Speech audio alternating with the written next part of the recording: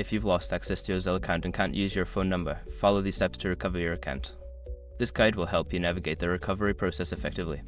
Step 1. Visit the Zelle website. Go to the official Zelle website or open the Zelle app. Look for the Help or Support section to find information on account recovery. Step 2. Select account recovery options. In the Support section, look for options related to account recovery. You may find a link or a prompt specifically for users who have lost access to their phone number. Step 3. Provide account information. You will likely need to enter your email address or any other identifying information associated with your Zelle account. This helps verify your identity and locate your account. Step 4. Follow verification steps. Zelle may ask you to verify your identity through alternative methods, such as answering security questions or receiving a verification code via email. Follow the prompts carefully to complete this process. Step 5. Update your phone number. Once your identity is verified, you should have the option to update your phone number.